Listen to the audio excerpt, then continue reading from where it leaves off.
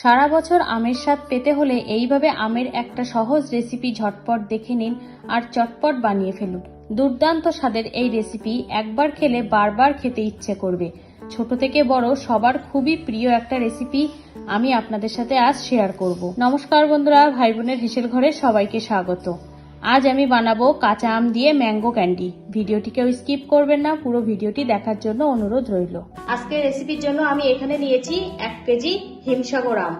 এই আমগুলো আমি একটু সরু সরু করে লম্বা লম্বা করে কেটে নিয়েছি।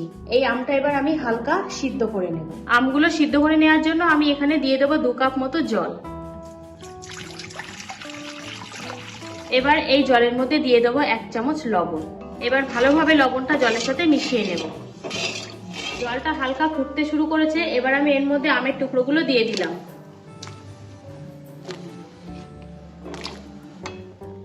জলের মধ্যে সবকটা আম ভালোভাবে চেপে দেব যেন সিদ্ধ হয়ে যায় ভালোভাবে। 1 মিনিটের জন্য এবার আমি ঢাকা দিয়ে দিলাম।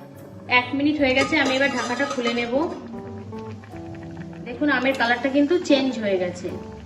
একটা আম তুলে দেখবো যে কতটা সিদ্ধ হয়েছে। একটা ছুরির সাহায্যে কেটে দেব। এই দেখুন আমটা কিন্তু সিদ্ধ হয়ে গেছে। ঠিক এই পর্যায়ে আমি গ্যাসটাকে অফ করে দেব। এবার আমি এগুলো জল থেকে তুলে নেব। আমগুলো ভালোভাবে জল ঝরিয়ে নেব। একটু সাবধানে তুলতে হবে যেন আম ভেঙে না যায়। সিদ্ধ আমগুলোকে আমি একটা গামলার মধ্যে নিয়ে নিয়েছি। এবার আমি এর মধ্যে দিয়ে দেব 300 গ্রাম চিনি। এই বাটিটাই আমি পরিমাপ করে নিয়েছি। এই বাটিতে আমার 300 গ্রাম চিনি আছে, সেই চিনিটা আমি দিয়ে দিলাম। এবার হালকা হাতে আমের সাথে চিনিটা মিশিয়ে নেব।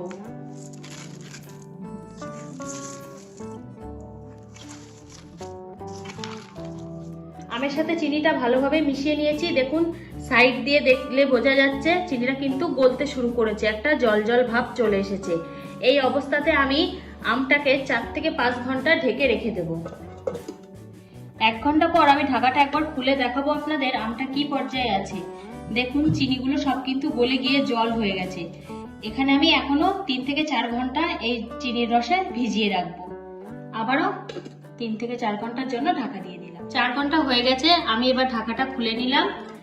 দেখুন আমটা কত সুন্দর চিনির রসে পুরো ডুবে আছে। এর ভেতরে কিন্তু চিনির রসটা পুরোপুরি ঢুকে গেছে, কালারটা দেখেই বোঝা যাচ্ছে। এবার আমি এই চিনির রস থেকে একটা একটা করে আম আমি তুলে নেব। তার জন্য আমি এখানে একটা বেতের কুলো নিয়ে নিলাম। কুলো যাদের না থাকবে তার পরিবর্তে আপনারা এরকম নর্মাল একটা থালাতেও দিতে পারেন।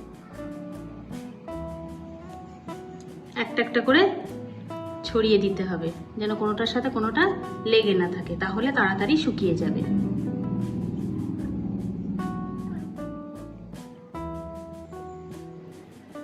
সব আমগুলোতে আমার কুলোর উপরে সাজানো হয়ে গেছে। এবার আমি এটা রৌদ্রে নিয়ে যাব শুকানোর জন্য। আমগুলো যেহেতু চিনির রসে ভেজানো ছিল, মিষ্টি শুকাতে গেলে পিঁপড়ে লেগে যেতে পারে, সেই জন্য আমি প্রথমে একটা থালাতে জল নিয়ে নিয়েছি।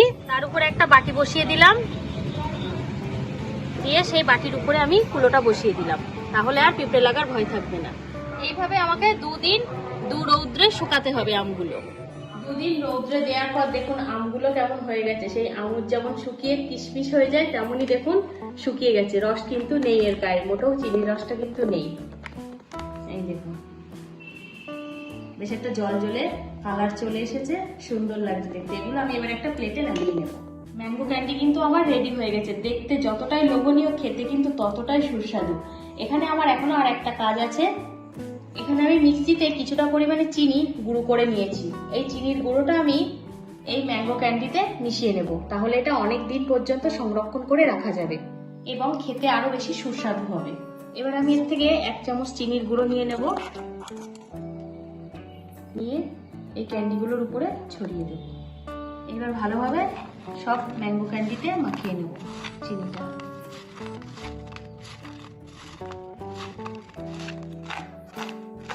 দেখুন একটা ক্যান্ডিও কিন্তু রস নেই, বেশ শুকনো অবস্থায় আছে, অথচ আবার কত সুন্দর নরম। একটা আমি কেটে দেখাচ্ছি যে ভেতরটা ঠিক কেমন।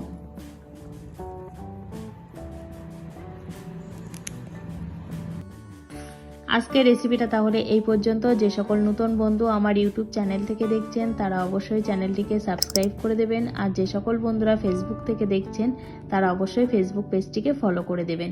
আজ তাহলে এই পর্যন্ত, দেখা হচ্ছে পরের কোনো নতুন রেসিপিতে।